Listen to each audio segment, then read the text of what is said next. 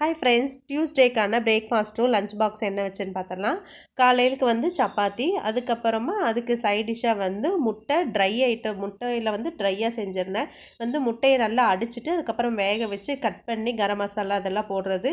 இது சப்பாத்திக்கும் தயிர் சாப்பாட்டுக்கும் ரொம்ப சூப்பராக இருக்கும். அதுக்கப்புறம் மத்தியானம் லஞ்சுக்கு வந்து சாதம் வந்து எப்பவும் போலுமே வடித்தது. இன்றைக்கி வந்து பருப்பு வந்து சிறுபருப்பு போட்டு வச்சுருக்கேன். சிறுபருப்பு வந்து எப்போவுமே டேஸ்ட்டாக இருக்கும். அதை விட மண் சட்டியில் வைக்கும்போது இன்னும் ரொம்ப டேஸ்ட்டாக இருக்கும்.